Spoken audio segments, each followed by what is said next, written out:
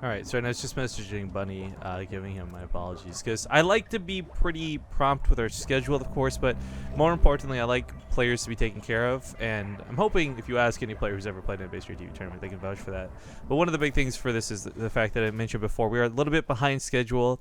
Again, this best of five's taken about an hour like you would expect it to, but it's the unfortunate fact that we started later that's put this a little bit behind. So we're going to hop into game number 5. It's the last possible match between these two players in the round of 8. We've got another best of 5 coming up after this in Bunny versus Journey. And then we get into both the semifinals and the grand final. So quite a bit of TvT still ahead of us today, guys. Thank you so much for tuning into BaseTradeTV. I'm Rifkin, casting with Zombie Grub, and spawning here on the bottom left side of Dusk Towers. It's going to be Spenu, not EG, but Spenu's aLive. In the top right, as the Red Terran, it's Major. Who impresses us not just in the fact that, okay, he's woken up and he's playing better, but more importantly that he's playing mech and pulling it off. Yeah, sure. And it's really, I want to see a game where it's even to start off with, and the mech player still is able to win, So, like, a long game. right, and I agree, like, if that's the situation, we're still probably going to see mech struggle. But I feel like that's how you have to play mech, where it's one of those situations where if you can get ahead early, whether it's through your own faster economy or a little bit of harass, and then choose to go mech, you might actually have a more secure late game because of it. Whereas if you were just opening mech in the first place, you might not have that same opportunity, and you'll see what we've seen classically throughout the entire beta, and that's mech fail miserably. Hey, you need to be ahead. And maybe that's what, I mean, you do have this period of time where you only have your 1-1-1 and you're still, you're still expanding and getting an economy that you can decide, like, well, maybe I wanted to go Marine Tank, but actually I think I have a good opportunity to go Mech here, because Mech is still the better endgame composition. Yeah, it's hard to get there. It's funny you say mech's better endgame composition, because I kind of feel like it's not necessarily the tanks or the Hellbats that make that. It's that air control we see that comes hand in hand with mech. When you're playing bio, you usually can't afford to invest into, like, what he went, like, what, 15 Vikings that game or something? I mean, that worked out really well. It sniped off all the medevacs. It blew away his opponent's air control entirely and just let him sit there with all those wonderful tanks he had built. I kind of feel like the logic applies that you could technically still do that with bio, but because of the way you build and produce, you're not going to have those numbers. Well, the biggest problem for aLive is not the composition, whether it's Marine Tank or Mech or some third thing that no one's discovered yet. It's the push. Yeah, sure, Zelnaga. It's the push that, like, it keeps on containing him on 2 bases. Or just, like, sieging up on his third and causing him to lose units here and there. Like, constantly, whenever Major has done that successfully anyways, like, not just been broken completely, he's won the game.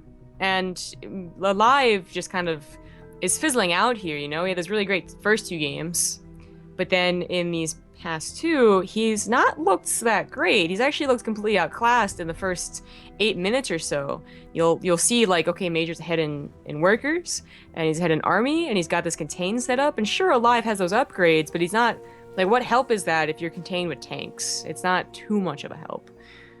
So I've been sitting on this stupid question since before you started. I didn't want to interrupt, but yo, actually, this is a really cool one of mine. I was just thinking, like, so if Zelnaga, right, they're the hybrids or whatever, the idea, because you said in the end of Heart of the Swarm, even if you haven't played Legacy of the Void, like, the hybrids are the Zelnaga or something along those lines, right? So if you're mixing bio with mech, you would technically be hybridizing the 2 things. Does that make the Terminator Zelnaga? No. Zelnaga aren't cyborgs. Because cyborgs no, have that would have certainly... been so Oh, sick. no. That's okay. This would have been, by the way, folks, classically meant to catch a Viking and kill it. That worked out really well for picking off the Cyclone. Because you don't really invest in a ton. You go like 1 Cyclone for defense and no more. Start getting tanks out ASAP and stuff like that. So it was a waste of a unit. But look, the Viking and his thirds are up, so the Banshee's not going to do any damage because it got the Cyclone. But as I was saying, cyborgs have almost certainly been created in all of the universes that Zelnaga have existed. So they don't become Zelnaga just because they're a mixture of something. I don't know, man. Are we getting this spoilerific territory? I know, we're starting to get there, so I'm going to stop. As much as I want to continue this goofy conversation. I vowed, by the way, for those who don't know, StarCraft Reddit decided November 24th would be the day you could start doing spoilers, and I kind of felt like for stream that's appropriate too. So by November 24th, if you haven't played Legacy of the Void Beta, it's your fault. By the way, quick thank you to JD Toss for the 10-month resub. Show your name here in the top right, my friend. Thank you so much. 2 medevacs moving out, though, and of course, these guys got some tanks in them. Now, this isn't the full medevac drop of 8 Marines and 2 tanks, but the auto turrets that accompany this can certainly help. And if that Banshee lives, actually, would be really, really beneficial. Not to throw in, like, say, the back of this and try and get worker kills separately, but to go in tandem. However, it looks like it's going to get chased down and will sadly die.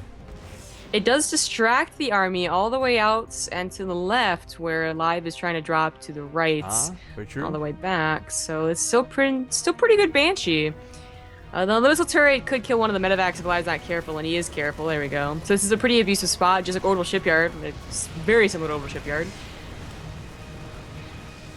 And this is what I was talking about, right? Like, aLive has constantly been the one that's been contained and not doing any attacks and ended up doing a lot of damage. Finally, he gets a decent attack in, and hopefully he doesn't get, like, previously squashed, because if this does end up dying, like, utterly and completely, then a counterattack would do the same contain, and he can't have that. But it looks like it's not going to get cleaned up easily.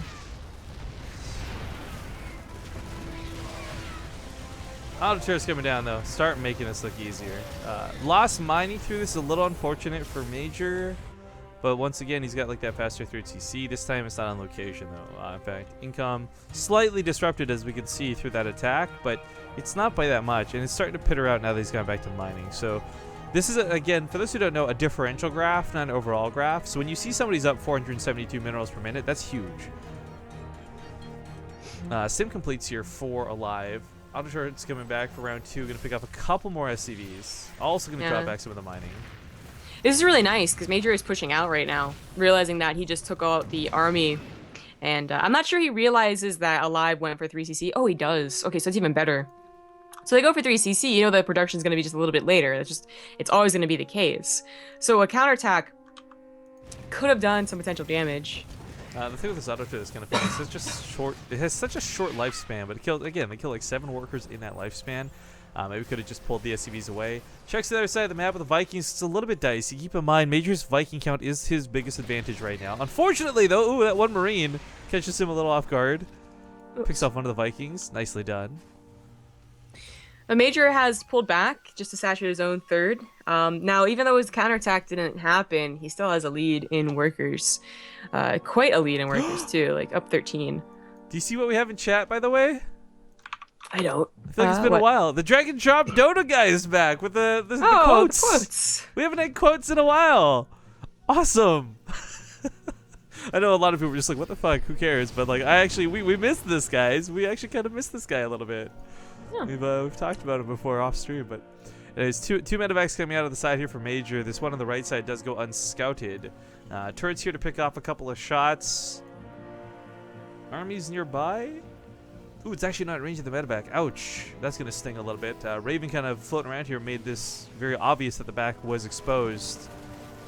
These depots going to unfortunately choke out Major's reinforcements, potentially. No, he's going to be able to clean it up. But the double drop for Major goes into the main base. He's going to try and get on top of that tank, but in the process almost loses a medevac. Still has to be careful, though. Those Vikings will be giving chase. 5 workers go down. Major is still leading the worker count, though. This is something he's been very consistent about in these series. Did aLive just lose a bunch of army? He had the one drop that went down. I don't know. No, I thought he had a second drop to the left, and that's where the Vikings were. Because I noticed them come back, and maybe I'm wrong. aLive has just been down in supply so much. That's why he's down in army supply too. Yeah, he's only lost 2 medevacs so far, so we've accounted for both those deaths. The medevac in the back gets picked off too. That was easy. Coming to the middle of the map, aLive's army might be intercepted by Major's or vice versa. A little bit awkward. Major does have an upgrade disadvantage coming into this, and I think he knows it too. That's why he's not even going to bother trying to fight. The medevac's out of position, going to try and rally up with his forces. But of course, if he can draw aLive into his tanks, that's going to be the best case scenario. Oh yeah. Yeah. aLive's not going to fall for it. I mean, when you have a pure Marine army, that just signals that you're not really looking to push legitimately. Like, you're not going to contain, obviously. Like, it really is just a force roaming around trying to find, Marines that are spread out, scouting, maybe, drop if that situation is good. It's not meant to take a frontal engagement. No, certainly not. Tank count, though, is... it's interesting. When it comes to the tank count, it's not too far of a difference. I'm not sure just why aLive isn't putting his on the front line. I guess trying to keep them all home safe defending.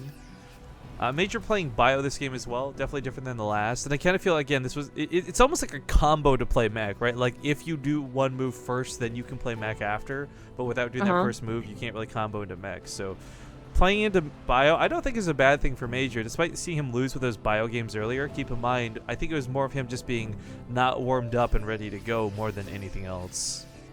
I like that way to put it, combo. You do one before the other. And aLive still has that Marine force that is just constantly pushing back. Ooh, this is risky as hell. I don't know about this. It was kind of cool seeing him go for those tanks. I don't know. It was probably worth it. Like, Marines for a tank, not the Marines for one tank. It's very low, like, stakes trades there. But as I say, aLive was still like covering Major's front, making sure that most of the Marines that were going out were being sniped off. Here they catch the Marines. So very nice little task force from aLive. Still a decent trade out of Major. Losing the medevac kind of is when it ended up sucking there, but... oh, get the Raven. Left side drop. Tries to... Oh, I thought it landed... That looked like the land center, command center landing squished the Marines. It picked up the medevac. He actually gets most of them out alive. Yeah. Major is behind on those upgrades, and I feel like this has been a common occurrence in all 5 games. aLive has faster sim, aLive has faster 1-1, but it's always been at a disadvantage of everything else, like a fairly big disadvantage of everything else. Finally, we have a game where these upgrade leads mean something huge because they're pretty close. Like, aLive only at 59 SCVs is actually okay, I would say. But, that army supply, very similar, is a lot more important, only down by 5. With those upgrades, it means a lot more. I think bot died again. Let me give it a bit of a kick. This little guy has been acting up. Like, I'm actually considering, like, we're not at the point where Rifkin's going to forsake the Part 2 system, but unless the developers finally respond to my help request, I'm getting really tilted. I have to restart this bot every 3 seconds. Anyways, tanks trading out here. The problem is for Major, well, his opponent's tanks are almost dead. They are still standing. And I might actually be able to boost in here if you wanted to. What happened to his Viking count? I guess just kind of lost it out through that one fight. I thought he had such a big lead with it, but I guess not. So Major now kind of forced to fight as a mortal, no longer a god of the skies. Marines and tanks looking for a reposition. The nice thing about Dusk Towers is you do have that one ledge you can move up, and that's why Major's looking to protect this position. It looks like you're fighting in the middle of the map for no real reason, but if aLive wins this position fight and moves up this ramp, he denies Major's planetary fortress. Major's not afforded the same opportunity though, because aLive took his extra base here on the left side, not in that pocket base. And we've seen too many times over the last week of multiple TvTs that this base can be your undoing sometimes. So again, this looks like a position that Major doesn't need to fight, and you're wondering why he's just in the middle of the map, but this is actually a very important defensive position. Drop goes off in the main base, but missile turrets were around, so the medevac's die, and it's easy cleanup with reinforcements. Less so about Major's drops, more so about aLive's. I mean, you're making really good points, and they absolutely do need to defend here, but aLive could try and get away with taking away 2, even 3 medevacs or all of his Marines, apparently, and go to the right side to cancel a 5th base, but he's actually going to try and go to the main. That's very risky. He definitely should scan ahead to see if there's a missile turret ring. There is not. So he's going to get away with this. Major's Vikings going to let him possibly sneak up here a little bit with those tanks thanks to vision, but he's got to realize, like, hey, that army's freaking gone. Where did it go? He's going to load up for his own Doom drop. Oh, no, he's going to come in from behind. Oh, he's going to unload, though, on top of tanks, too. That's odd. This gets unloaded right into the heart of the production, which is a lot better. I'm feeling really bad for Major with this attack, but as he pushes in, if he can just storm into his opponent's production, same thing can happen. He's going to flank those tanks. Oh, and they unsiege. Oh, easy peasy. Oh, yeah, this is super easy for him to win the middle of the map. But again, he's losing out on production at home. His base is actually being massacred. There's not going to be more production for Major, so what he has to fight in the field is going to be what he's stuck with. And the worst part is his upgrades are going to be inferior. He might get +3. He might barely get +3. We'll see if that ends up being the case. He's still pushing across the map, though. He's not going to get the upgrade. He's not focusing. That plus 3 Oh, weapon no, upgrades. no. He's still No, going it's a down fish. though, because he's not gonna have armor on his side. Yeah, that's true. But it's gonna tanks. get those He's siege got tanks, too. 14 tanks to the no tanks of aLive. That's the biggest thing But- Nature is going for him. I don't know where all the tanks are. There's only 5 of them here, and there's 85 Marines to Natural 30. base. Okay, So- he's actually cleaning up at home though. Despite these losses, he's cleaning up at home. Yeah, cleaning up, sure, but aLive has been just, keeping all his production in the main base, and he still has his 4th base alive as well. And the thing about tanks is that they want to be together. If they're ever, 4 at a time, easily surrounded by 80 Marines, no problem. But if they're 12, I mean, even 80 Marines have trouble. You make it sound a little bit romantic, like Ooh. beavers mate forever, and so do tanks. This command center could certainly float over if it wants to, but I don't think. Yeah, there we go. At least putting it back to the main, not leaving it on the natural is probably the really best wish- course of action. Oh, nothing in these medevacs at all. Major, he lost so much of his production. He's rebuilding those reactors. He's trying to get supply depots up because he's supply blocked, but controlling the natural base. SCV's forced to be pulled into this fight. But I A bit don't of a back know that, attack, too. But it's a back attack to the back attack. This Major comes in with even more siege tanks. 43 Marines still left over. I feel like they're not all here. I don't know where they are. Oh, there's a bunch in the main having stopped that drop. I didn't even notice. Oh no. This is one of those few times you wish a pro player would F2. Yeah, exactly. I also, okay, but we're talking about wishing. aLive has not been very good to his units, specifically his tanks. So besides not keeping them in, oh, this is going to be game for Major, I Bad think. for Major. This was GG. his last name. GG. I was feeling good for him right up until that last point of the game. aLive. He's going to take the series 3-2. Well, aLive does take it, so I'll end my point, because it's going to be TvT the rest of the series, the rest of the tournament. He's not been picking up his tanks, both in just, casual, I need to move my tanks, but also in emergency situations where he could have saved, 4 tanks easily towards the end there if he had just picked them up and maneuvered them. I was very disappointed. Yeah. You better aLive. That kills me though, because Major, it sucks watching Major go down like that, because that was a fantastic way to lose a game. Is that an okay way to phrase it? It obviously was bad to lose, but that was a really good loss. If that makes sense. Yeah. Either way, guys, next up should be Journey versus Bunny. So we're gonna look into this here in a moment. I know Journey's online. He's been sitting here for a little bit. Oh, where is Bunny? Any sign of Bunny? I can go try and find him in a moment. Of course, I got him on Skype, and we'll poke